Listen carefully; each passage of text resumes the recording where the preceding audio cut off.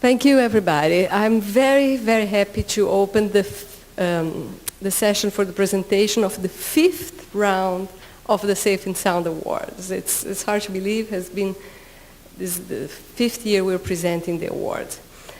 The work started in 2006 when I was an HCA partner for another initiative to develop this award. And in this partnership, we developed the name, the criteria, nomination forms, and so forth. And with NHCA's help, we identified an expert committee to help us throughout the process to create the award. And these are the people who are in the expert committee. And I have to thank, I'm very happy that John Franks is with us here today, because he was someone who helped me from the very beginning when the idea came up to help me identify this expert committee. He is a visionary, my former supervisor, my forever mentor, dear friend, John Franks. He's here with us today back there.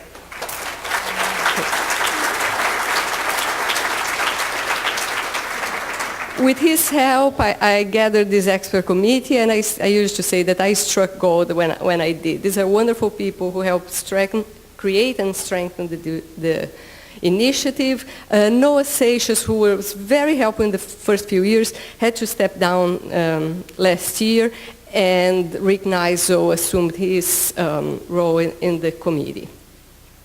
The committee was created, not the committee, the award was created to recognize innovations and organizations that document measurable achievements in hearing loss prevention, as well as initiatives that are innovative and can claim to have made a contribution towards noise control and hearing loss prevention. And also to share their strategies and leading edge information widely. Today here, you're going to hear from this year's recipients, but online you'll find expanded presentations with notes from the recipients. You also find information from the recipients from the 4 past years. I do encourage you to check those presentations out.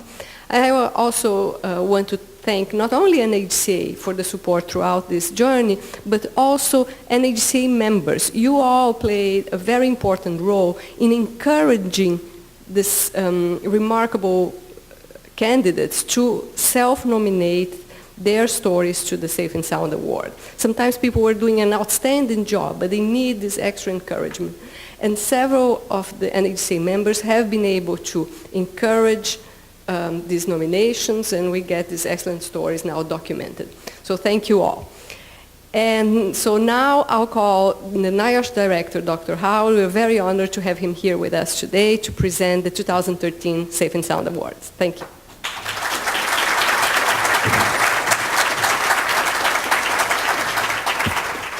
Thank you, Thais. The National Institute for Occupational Safety and Health and the National Hearing Conservation Association are very pleased this year to announce the recipients of the 2013 Safe and Sound Excellence in Hearing Loss Prevention Awards.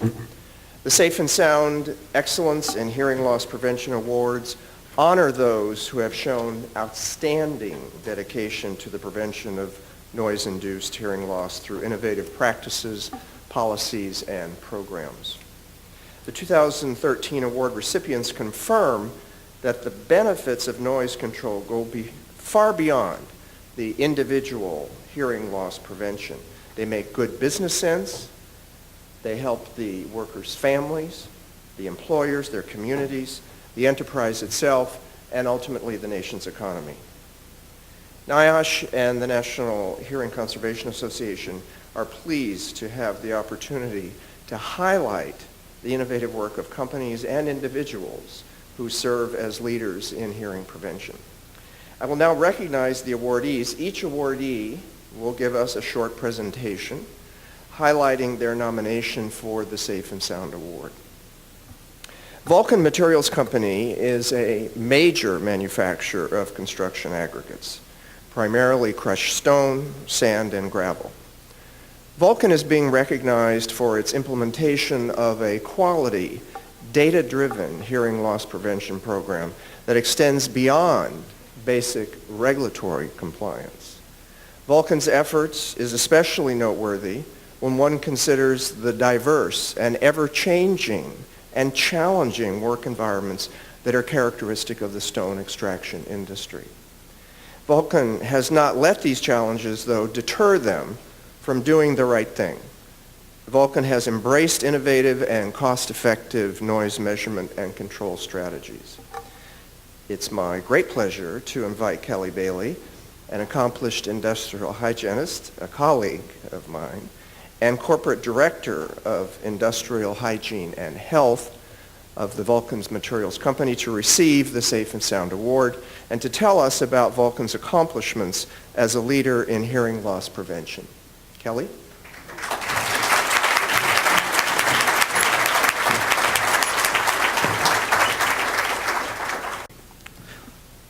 Good afternoon. We're on.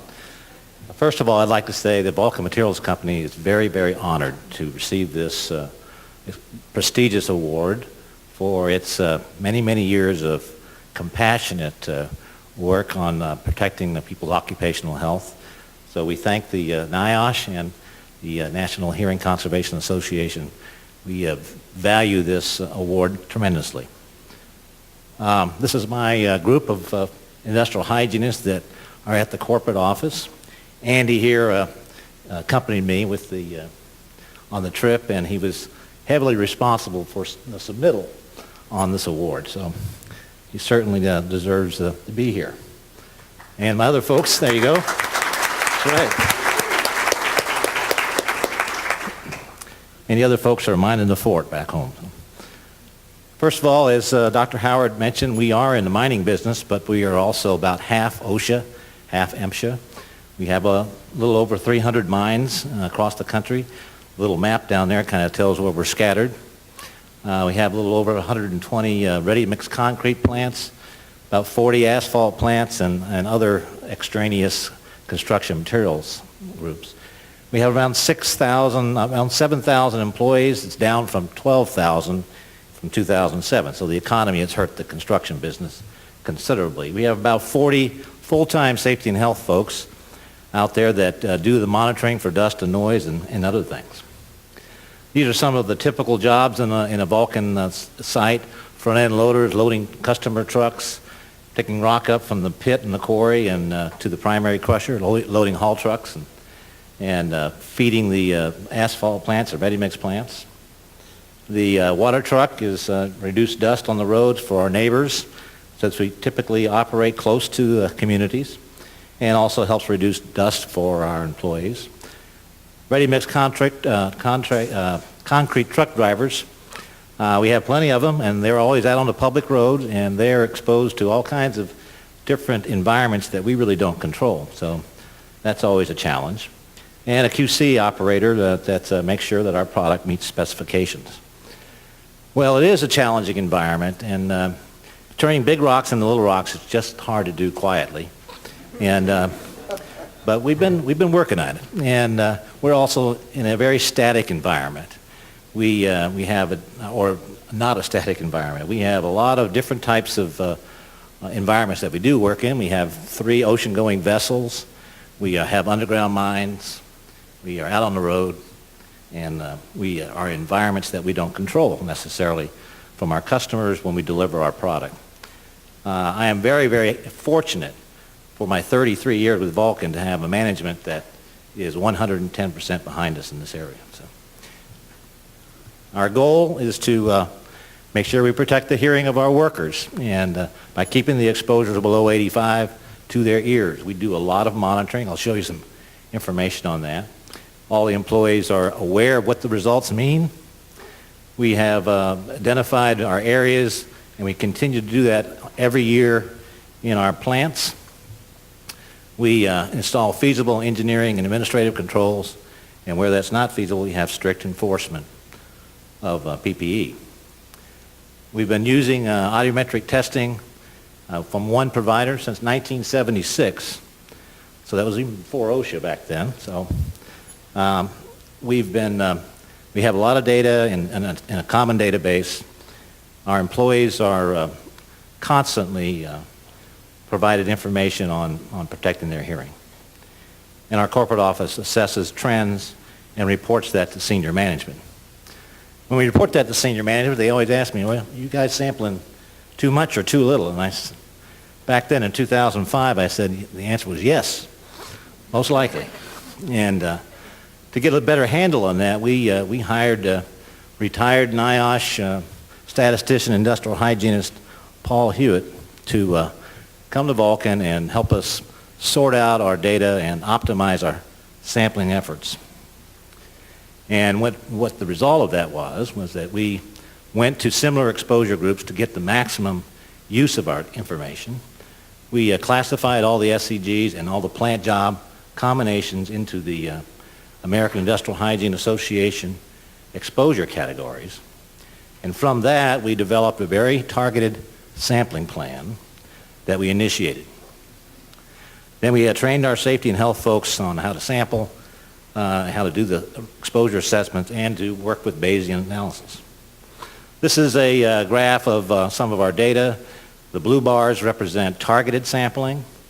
This is the number of samples we've taken, approximately 24,000 samples over the last 30 years.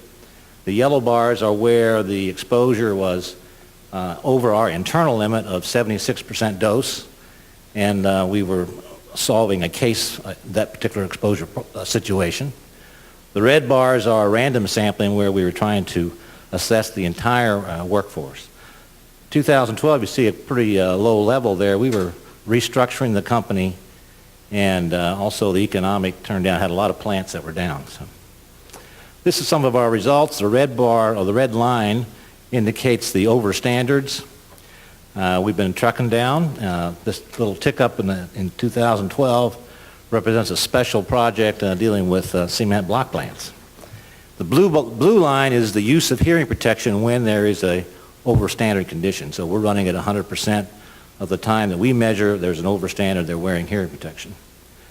The green line is the hearing loss. It's running around 18%, down from about 39% from the early 80s, mid-80s. Some of our noise cases, when we have a case that's across our 76% dose line, we track it. It's identified as a case at the corporate office. The tracking form is sent to the sampler and his boss, and it becomes it gets followed until it gets resolved. So the conditions that are likely to cause that case are talked about and found out, and the fix is identified with the engineering group and the facility, and they are implemented, and then resampling takes place. All this performance is reported quarterly to our senior management. These are a list of some of the typical types of controls that we have in place in trying to close these cases. This is a enclosed booth at a plant that typically has less than 80 dB in it. This is an interesting case that we had. Ready-mix truck driver delivering concrete to a site, to a customer's site, and they typically have the controls on the back of the truck, and that can be very noisy. And if there's a pump there, it could be noisier. So we installed a portable video camera onto the back of the chute and had the operator control the dislodging of the material from his cab. And this is some of the results. We range from 25 to 53% reduction in that worker's exposure at 4 different samples there, or events. Training is a constant thing at Vulcan. From the moment the employee enters the workplace, all these stops along the circle are involved with training. Many times it's one-on-one. We do quantitative fit testing for hearing. We use IntegraFit. We've been very happy with it. We've been at it for about 3 years now. One of the interesting projects that we have done was in ready-mix again, is utilizing GPS with GIS and synchronizing that with a noise dosimeter. And here you see a map up on top that happens to be San Antonio, where the route of the driver to the job is listed, and the noise dose along the path is identified. So he gets loaded, his trip to the job, he unloads, and the trip back is on the bottom graph, and when he washes out his truck, so we can actually track where he's getting his noise exposure throughout the trip. And we're looking at using a personal GPS, some of our larger plants, and having this for people who walk around and linking this together. So significance of this award, again, we're very, very privileged. It's an outstanding testament, we believe, to Vulcan's passion in this area, and it's going to do a lot of things for us when we get home. And the award will have a prominent place in our corporate office. And we learned a lot of things in this process. We had a chance to look at our program from a different perspective, had the team come in and look at us. And we learned some things and we changed some things. So thank you very much for your attention.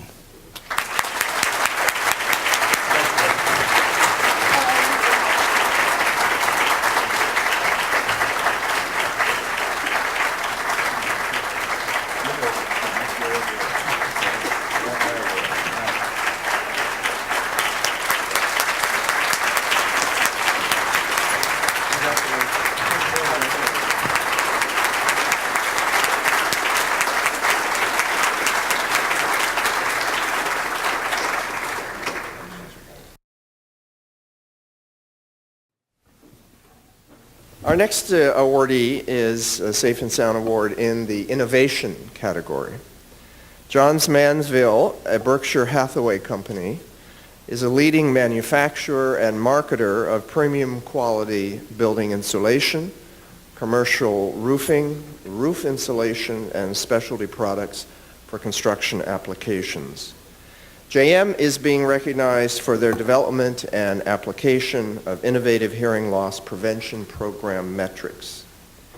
Their hearing conservation pyramid approach incorporates both leading and lagging indicators for hearing conservation program effectiveness, rather than an injury-based focus which relies solely on the traditional significant threshold shift metric or recordable hearing loss cases. JM has integrated 3 other metrics. They include early audiometric notch index, hearing protector personal attenuation ratings, and a noise level index designed to track noise exposure levels weighted by FTEs. This approach has been embraced by both plant managers and employees because of its ability to directly impact the noise exposure of workers. It's my great pleasure to invite Barbara Menard to present on their innovation and to receive the Safe in Sound Award for Innovation. Barbara?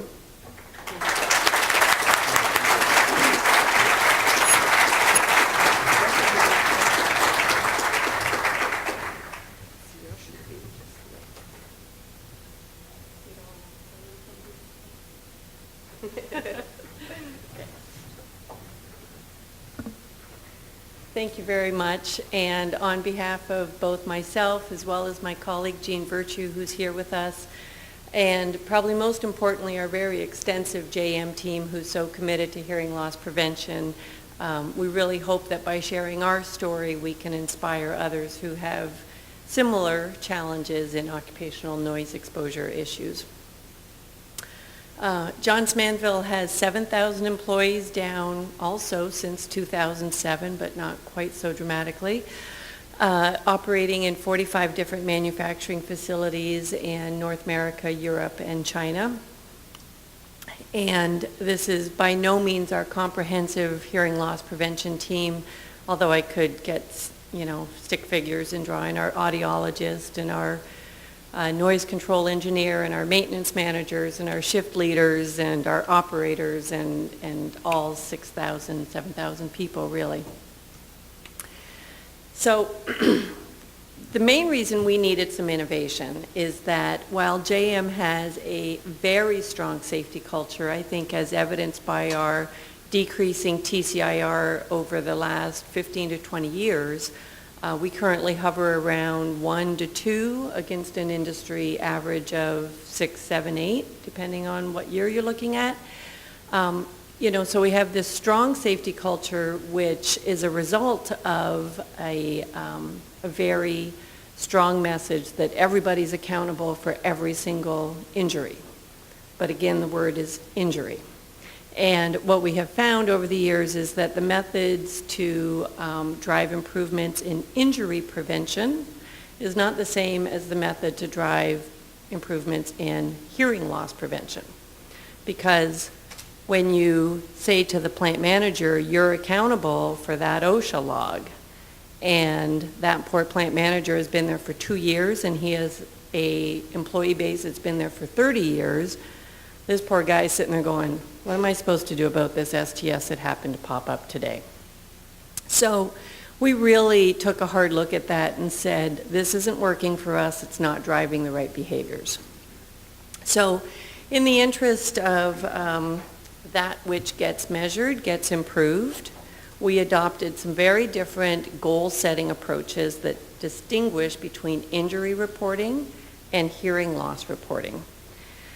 But of course, we didn't want to throw the baby out with the bathwater, so what we did was we said, this individual plant manager or health and safety leader is not going to be accountable for the STS that happens to pop up today, but they are going to be accountable for meaningful hearing loss prevention efforts that are immediately within their control. And there will be targets set, and people will be held accountable to execute on those.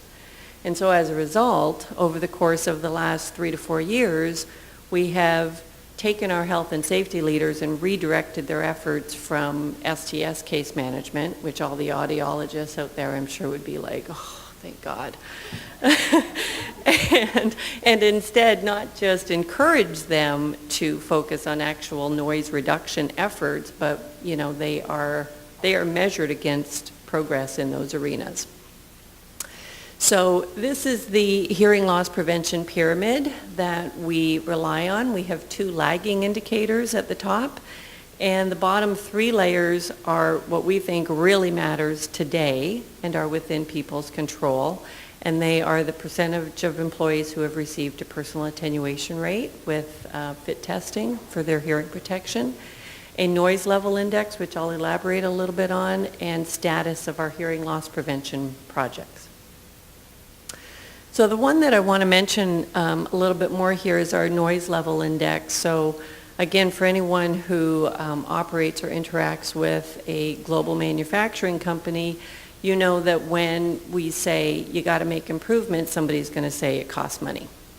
And so our solution to that was to derive a noise level index, which essentially takes the noise level in a given work area and lays on top of it the number of employees who are exposed in that area. So it enables us at a corporate and division level to get the most bang for our buck when we say, okay, we're going to spend capital money, and where are we going to spend it? Is it going to be in the right place? The most valuable element, I think, of the pyramid is the very bottom layer, the most proactive leading edge, and those are the HLPP annual action plans, or as the folks in the plant call them, they're noise projects. And the key is that every single facility is enabled to select their noise project for the year. So you might have a plant that says, you know what, I know that I just need updated noise data. We've got our new dosimeters with our 3 dB exchange rate. I just want to have confidence in my data. If they say that's their project for the year, that's their project. Somebody else might say, I know where our noise is, but I don't have a clue how to start. So their project for the year is to put all their maintenance and engineer staff through the noise control engineering training program that we've taken a subscription to. Somebody else might say, I know what it is, it's the crosscut saw, I just need money for an enclosure. So everybody chooses their project and they are held accountable to execute on it. We thought we were just biting off new metrics, but we very quickly realized that there was both a lot of other changes in expectations and program needs that came from those new metrics, and things that we needed to do differently to support our plant health and safety folks in executing these improvements. So these are just a few examples of some of them. Most importantly, out of all the things that this approach does for us, it lets us balance those lagging and leading indicators. Because you don't want to, well, first of all, you have a regulatory obligation to track and report STSs, but beyond that, it's important because, our senior management team will look at it and say, how many people? When we put up that ELI number and they see the number of employees who I describe it as, the bottom of the iceberg just kind of floating under the surface, that gets their attention, but it's also still too late. And so it lets us balance those lagging and leading indicators really nicely. I think that's a little repetitive, so I'm going to skip that. The other thing to keep in mind is that you can set a new direction, but it will be 1,000 times more effective if you communicate in as many different ways as possible. So we report monthly to our senior staff our hearing loss prevention pyramid. We also report by division the status of the quote-unquote noise projects. And this is one of our most useful tools because nobody wants to be the division that's not getting their projects done when it's going to the CEO every quarter. Probably most importantly is the communications that we do to our employees and their families because, we want the spouses and the children and the, significant others to know that we're making these efforts at work and ideally have them translate to the home recreational activities as well. We know it's a marathon. We're on mile 13, maybe. And, when you go on to the website, as Thais mentioned, you can see a very long laundry list of the other things that have sort of come from just even setting the new direction, the Buy Quiet program, the fact that doing your personal attenuation rate is not a one-time event. It needs to be an ongoing effort. It's a great tool for refit and retrain. The great thing is, that we have seen immediate results just in the very first year with employees who are really engaged and really excited and thrilled to be asked how to control the noise. And they'll come up with ideas. They'll say, oh, it's on that pump line 5-6. And, we have 2 or 3 facilities that have made significant headway in just 1 year and have said, we've taken care of all the low-hanging fruit. Now let's go after the stuff that's, well under 90 dB, the sources, the individual noise sources. I'm watching the time, so I'm sorry I'm skipping over 1 or 2. But I guess one of my most meaningful lessons in this journey so far has been that it is a really significant culture change to say we're going to go beyond compliance and we're going to prevent hearing loss. We're not going to just check a box after the fact.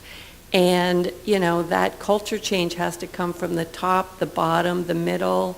It's going to take several years. It requires a lot of effort, but it's very, very much worth it. And, I hope that other manufacturing companies will contact the Vulcans and the JMs and the last year's recipients, Shaw's, Palmolive, because we have been there and we've seen that it's possible. And I appreciate the concept of the Safe and Sound Award very much because we want to share our story and I want to learn about the GPS thing for some of our bigger plants. I mean, I just think that there's a lot of sharing opportunities, so I appreciate it very much.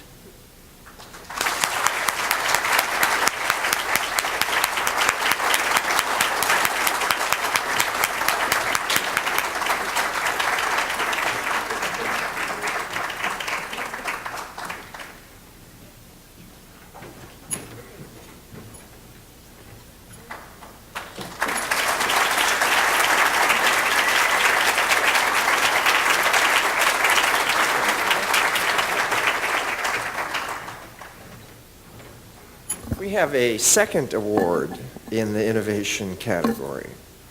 Dangerous Decibels is a multifaceted, evidence-based intervention program dedicated to the prevention of noise-induced hearing loss and tinnitus.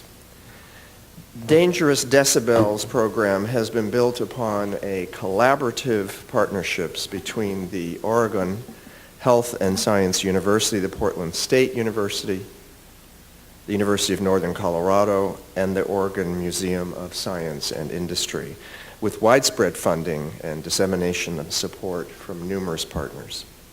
Dangerous Decibels is being recognized for the development, widespread dissemination, and cultural adaptation of innovative training strategies shown to positively change knowledge, attitudes, and behaviors in youth and adults. The program is unique in terms of the solid scientific basis which incorporates health communication theory into all program aspects, including science museum exhibits, virtual exhibits, K through 12, classroom programs, educator, training workshops, public outreach tools, and research. It's my pleasure to invite William Martin to receive the Safe and Sound Excellent in Hearing Loss Prevention Award and to tell us about Dangerous Decibels.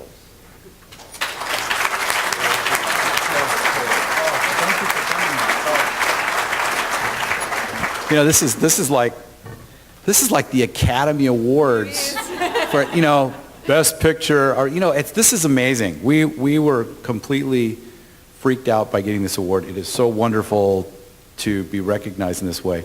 And I don't know, I feel like we're cheating because so many people in this room have contributed to what we've produced and made suggestions and given us wisdom and guidance that it's kind of like unfair that we get to stand up here. And you know who you are, but it's amazing. So in 1999, we were kind of gathered together in Portland to address a relatively recent recognition of noise-induced hearing loss that was appearing in young people. And it was addressed in little bits and pieces, but there wasn't any evidence-based approach to it. The approaches were very limited. And so we formed a partnership and tried to pool our ignorance and glean what we could from each other. And we were very, very blessed by we've gotten 9 private foundation grants, 3 NIH grants, a big CDC grant, a NIOSH conference grant. So we've been very lucky to have our development, research, and evaluation funded through the years. We've really focused on research in different ways throughout the years, and one of them was we wanted to make sure that we were doing changed knowledge, attitudes, and behaviors instead of just was fun for everybody that was involved. It was originally developed for kids. Our primary targets were 4th graders, but it could be adapted to K through 12. And what we've been finding lately is that it's expanding out and starting to infect adult populations in a really nice way. It is successful in engaging a wide range, parents, kids, military personnel, employees, a whole host of things. And we didn't intend to go that way, but it's been wonderful to see it happen on its own. The Dangerous Decibels team is just this amazing group of people. The funny guy on the left is me. Next is Jenna, and those of you who know of Jolene or have met Jolene, that's Jenna's mother. Judy Sobel, who's our health communications expert.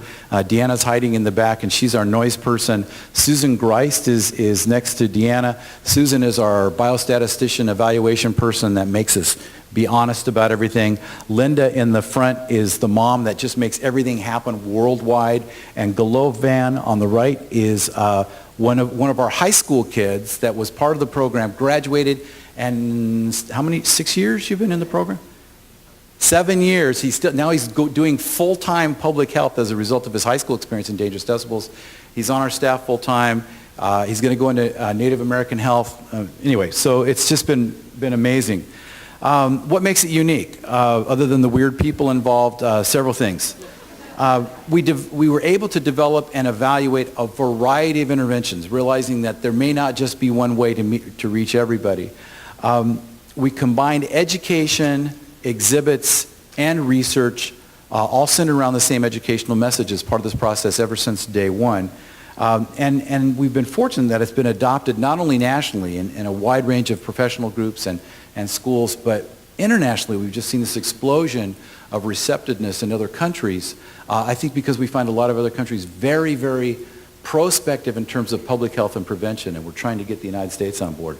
Another thing about it that's unique is it really is not a one-shop deal. It is a true partnership. We depend completely on each other for every aspect of information and exchange.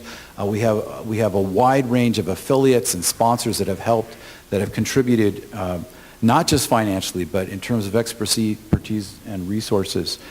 We also have our cousins especially in New Zealand and Australia, where we have partnerships there with people that working together, like-minded people, that we are sharing, exchanging resources and ideas and working together toward kind of a global conquest here.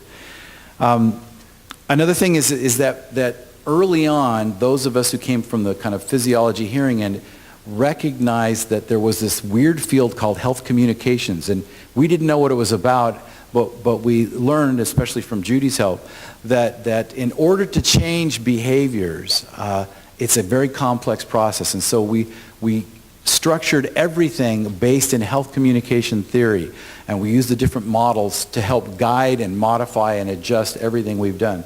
So it has a very firm theoretical basis, all of our activities. We are fortunate, and I think one of the things that makes us unique is that we focus on three very important educational messages. One is everybody who goes through this, we want them to come away with a gut level feeling of knowing when they're in a situation that's potentially dangerous to their hearing. The second is we want them to know that if they stay there, what it's going to be like. What are going to be the consequences if they stay in that situation? What's it like to have hearing loss? What's it like to have tinnitus? How is their life going to be affected? And finally, we want them to have practical, applicable steps that they can take in any situation to protect their hearing. Not just hearing protection devices, but a life of hearing protective strategies. So that's the important thing. How do we do that? Well, we started with exhibits. Our partner, the Oregon Museum of Science and Industry, wonderfully creative. We gave them the educational messages. We gave them the science content. They went wild. They made, many of you have been to the exhibit at OMSI. It was 2,000 square foot exhibit, 12 components. In the 9 years that it lasted before it wore out, we saw over 5 million people come through that exhibit. It was the first and only exhibit in the world dedicated to noise-induced and hearing loss prevention. We were very proud of it. They make portable exhibit components that go out to science fairs to see 250,000 more people a year. We developed an online virtual exhibit based on the museum exhibit that anyone can access for free. It's used as part of our education program in the classroom, but kids go on and play all the time. And we were able through that to develop several website resources that people can access for free. Education, as I said, we started with K through 12, kindergarten through 12th grade. We have a classroom program and if you want to see the effectiveness of these things, you can look in the last paper in the International Journal of Audiology that was handed out to you. There's a massive study that was done comparing these interventions and their effectiveness. In addition to the classroom program, our main passion is educator training. We want to equip as many people to go into their settings, wherever it is, whether it's a workplace, a classroom, a faith-based organization, a youth club, and to be able to competently deliver a program that will change knowledge, attitudes, and behaviors. And we want to equip them, not just educationally and knowledge-wise, but give them the physical materials they need to do that. And so you'll find we emphasize that. Many of you know of Jolene and her siblings. 2 studies that were done by university students and high school students are here representing Jolene's siblings and the research that's been done with them. Wonderful. Check them out at the posters. They're great. Jolene is a very busy woman. The cookbook, which is an instruction manual on how to make a Jolene yourself, was commissioned by the NHCA several years ago. The cookbook is now in all 50 states and 35 different countries. So this has a global impact, and that couldn't have happened without NHCA support. Research. We do very serious research. Intervention effectiveness, which you'll see in the journal. Epidemiology of noise-induced hearing loss. You can see on the lower left one of the exhibits at OMSI. It was a booth that you went in. You answered information about yourself. It was a computer game that tested your hearing at 4,000 hertz. During the course of the exhibit, we were able to get data from 94,000 people. And you can access the data online at the Dangerous Decibels website. You can put in whatever parameters you want, and it'll show you the statistics on that. Amazing. Our more recent work with CDC is with the 43 registered tribes and nations, Native American tribes and nations in the Northwest, addressing the health disparity in those groups. And we're doing community-based research, and the results and the kids have been fantastic. But more importantly, the communities are accepting responsibility for their own hearing health and perpetuating the work in those communities even as we phase ourselves out. So we're learning about that. The unexpected crossover happened in New Zealand, where we were teaching an educator training workshop for children, and the equivalent of the Joint Chiefs of Staff in New Zealand for the New Zealand Defense Forces had seen the program and decided to send 4 of their health officers to be trained in the program, in the classroom program. So the 4 officers came, and as a result of that, every single new recruit, everyone going through officers training school in the New Zealand military has to go through the Dangerous Decibels training program. From there, it spread to the New Zealand Police Force, all the new Police Force Academy people, all the railway workers, the dairy industry. It went crazy. And so we had to train a group from the University of Auckland to be our clones. We gave them all our slides and education materials, and they've done 15 workshops or something since we left. I mean, it's really, it's the type of national hearing health program that we'd really like to see happen here.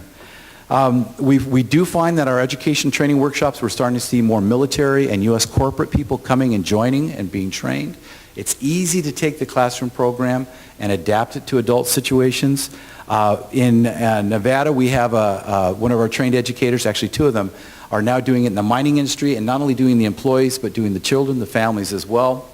And so we're really stepping off into this adult world that we never really targeted, but we've seen this crossover and this invitation to move in that direction. What's next? We want to train more educators. We want to get as many people trained and out there and able to teach this in whatever venue they can as possible. We really want to refine it. We want to continue the degree and duration of the improvements. We want to adapt it to a wider range of settings, not just Indian reservations, but mining industry is a wonderful community. The military is a great place for something like this. We really want to figure out how to get the United States as a country to embrace hearing loss prevention, not just in the workplace, but as a country. It's very hard to get prevention going for anything here. And we can regulate it in the workplace, and we can require it and demand it, but as soon as those guys go home, they use the same grinders at home, and we want them to bring it the other way. We want them to carry their demands for their own hearing health into the workplace. So we're trying to come at it from the other end. And of course, we want to conquer the universe. Lessons learned along the way. You do not have to reinvent the world. Steal, borrow, beg from everybody. Things have been done already. You're not going to get it done on your own. You have to form partnerships. Define your educational messages early and clearly. Evaluate from day one. Build your evaluation strategy. And most importantly, have fun. The significance of this award, like I said, it's the Academy Awards. We are so honored to be recognized by the national authority on hearing health. It's amazing to us. It lets us know that we're headed in the right direction. It helps us realize our relationship in the whole world of hearing loss prevention.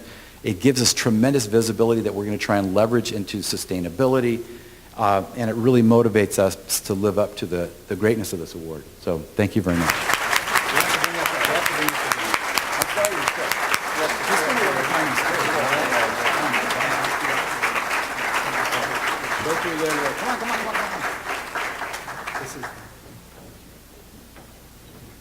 Congratulations to all of our awardees, and we're going to take some pictures now, but I just wanted to personally thank each of you for all that you do to protect the hearing of Americans. Thank you very much, and have a wonderful evening.